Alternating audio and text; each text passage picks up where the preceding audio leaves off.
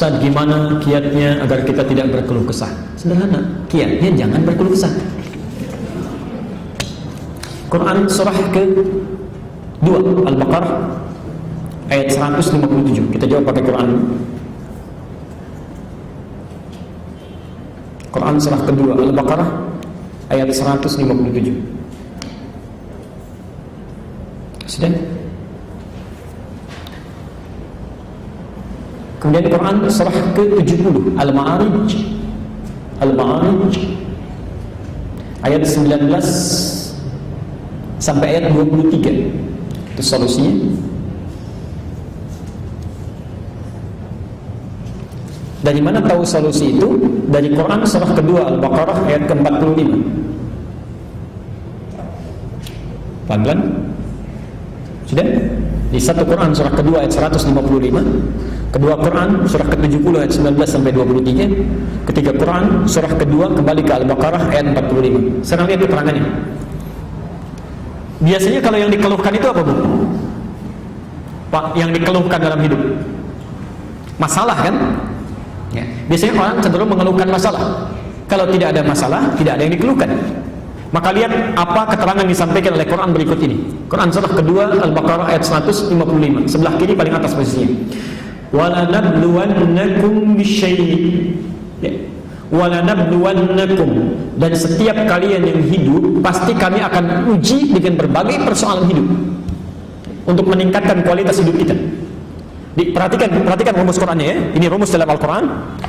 Walanabluwannakum bisyai'. Kata Quran, setiap kalian yang hidup akan diuji dengan berbagai persoalan kehidupan, ya. Bersanding lurus dengan masalah, ya. Lihat rumusnya. Hidup berbanding lurus dengan persoalan, dengan masalah, ya. Artinya setiap orang yang hidup pasti punya masalah, ya. Ingat betul ya, setiap orang yang hidup pasti punya masalah, karena masalah ini diciptakan untuk meningkatkan kualitas hidup, ya. Kalau tidak ada marah, bagaimana bisa menguji sabar? Kalau tidak ada bohong, bagaimana bisa ketahuan jujur? Ya.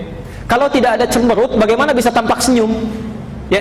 Kalau tidak ada malas, bagaimana bisa ada rajin? Ya, selalu ada, diciptakan itu untuk meningkatkan kualitas kehidupan kita.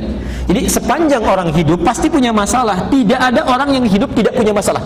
Ya. Bapak, ibu sekarang kelihatan seperti tenang-tenang saja, padahal belum tentu itu saat datang nggak punya masalah. Ya mungkin di hatinya sedang ada gejolak, ada persoalan. Pasti setiap orang hidup punya masalah. Saat Anda mengatakan saya ingin tidak punya masalah, maka seketika sebetulnya sedang menciptakan masalah, ya. Seseorang berpikir tidak punya masalah, itu sedang mengundang masalah. Jelas sampai sini? Ya. Jadi kalau ada orang misalnya tidak ingin punya masalah, itu sama dengan dia tidak ingin hidup. Hidup berbanding lurus dengan masalah. Saat orang tidak ingin punya masalah, itu sama dengan tidak ingin hidup. Pertanyaan saya, Bapak Ibu ingin punya masalah atau tidak? Ya sudah. Kenapa mengeluh?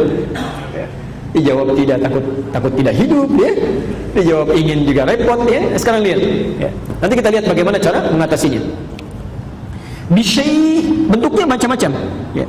Minal khauf, ada khawatir, ya. Ini sudah mendung, pikiran sudah fokusnya kemana-mana, gitu ya. Ada yang mikirkan jemuran, mikirkan banjir, mikirkan hujan, macam-macam bisa terjadi. Walju, lapar, ya. Barangkali yang berangkat belum makan dulu. Ustaz, kapan selesainya? Udah 2:30, belum beres 3 misalnya. Ya, ada macam-macam, ya. Wa naqsi minal amwal, kekurangan harta benda.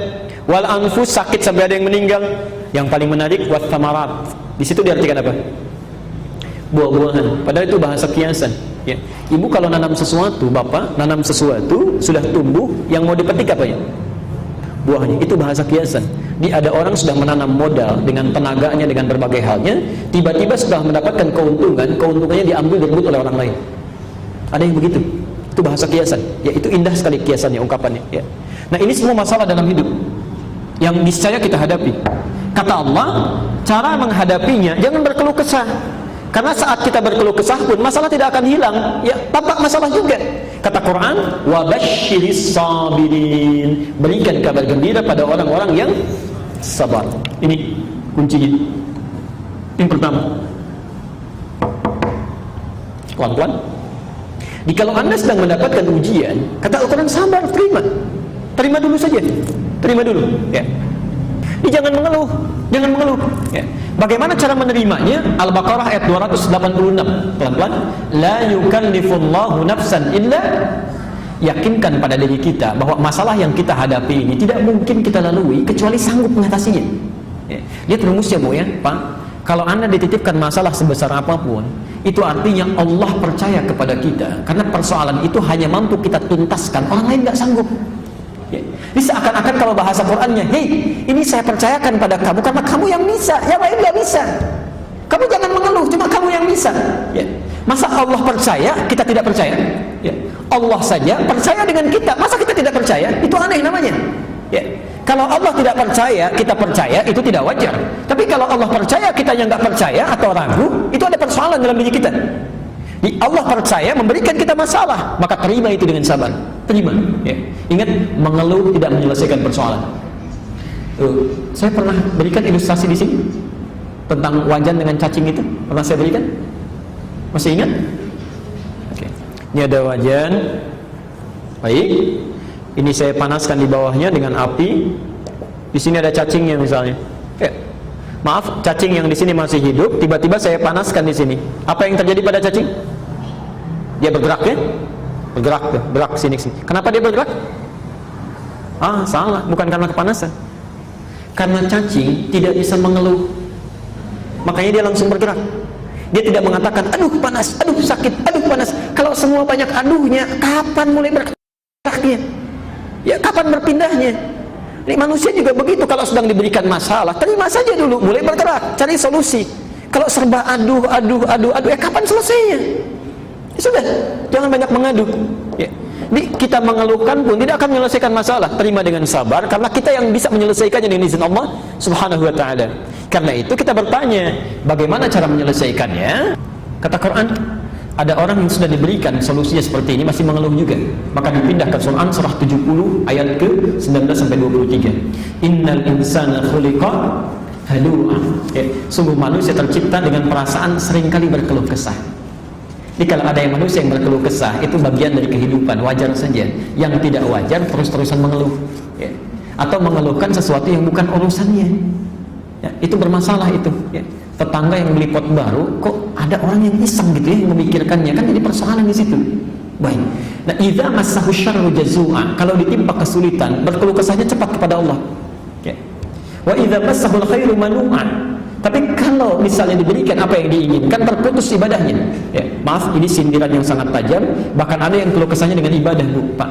Jadi kalau maaf ya, gajian belum turun, PHK terus banyak, tahajud rajin, ya, puasa mulai tambah. Tapi kalau sudah diberikan apa yang diinginkan, terputus semuanya. Lihat caranya satu. Kalau Anda sedang mendapatkan kesulitan, ada persoalan, maka illal musallin, kecuali orang yang sholatnya benar. Maka setiap kesulitan yang Anda bawa dalam hidup, mohonkan kepada Allah solusinya saat sholat, saat sujud itu minta, saat sujud. Maka turun ayat Al-Baqarah ayat ke-45 tadi yang ditulis terakhir. Wasta'inu bis-sabri was-salat. Pelan-pelan. Wasta'inu, jika Anda punya kesulitan dalam hidup, kemudian berkeluh kesah, mintakan pertolongannya bis-sabri, terima dulu dengan sabar tadi. Was-salat, saat salat itu mohonkan solusinya kepada Allah, tumpahkan kepada Allah, mintakan. Ya. Bahkan nanti setelah kita bahas ayat yang kelima, di hadis qudsi Abu Dawud nomor hadis 821, ternyata Masya Allah, Allah itu sedang menunggu kita dalam salat Pak. Inilah rahasianya kenapa salat dalam sehari sampai 5 waktu. Ini rahasianya.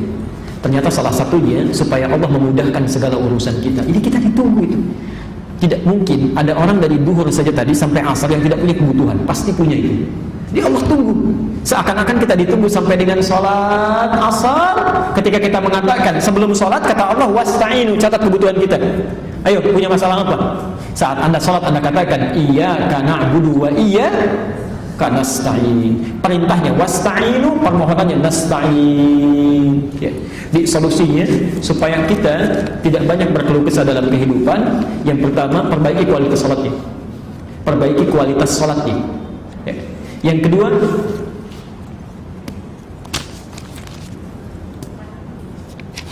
kedua, perbanyak syukur atas setiap nikmat yang telah Allah berikan. Ya. Perbanyak syukur. Ya. Syukur itu akan menghentikan keluh kesah biasanya. Ya. Jadi kalau orang sudah banyak mensyukuri nikmat yang Allah berikan, maka keluh kesah akan berkurang. Ya, akan berkurang. Ibu bapak sekalian, catat betul ya kaidah dalam nikmat ini. Biasanya sesuatu begitu sangat diingin-inginkan, begitu berharga, itu karena belum didapatkan. Ya, karena belum didapatkan. Tapi kalau sudah diperoleh, biasanya berkurang kenikmatannya. Coba ibu waktu belum punya mobil kan harap-harap punya ya. Nambah, begitu punya kan pertama kali punya itu rasanya luar biasa ya, luar biasa. Tapi kalau sudah sering-sering dipakai, kan rasa itu sedikit-sedikit hilang. Ya. Jadi segala sesuatu yang sering diharapkan itu karena belum didapatkan, karena belum didapatkan. Artinya apa? Artinya perasaan manusia yang sering muncul rasa ingin banyak kenikmatan itu karena banyak keinginannya. Lupa bahwa Allah telah memberikan sesuatu yang tanpa dia inginkan pun Allah sudah berikan. Nah, kalau Anda sering melihat kepada kedalaman apa yang sudah Allah berikan, maka keinginan-keinginan itu akan mulai sedikit banyak ditekan. Ya. Ingin itu sumbernya dari mana? Ingin sumbernya dari mana? Nafsu. Nafsu itu terulang sebanyak 115 kali dalam Al-Quran. Lawannya takwa. Takwa terulang sebanyak 115 kali dalam Al-Quran.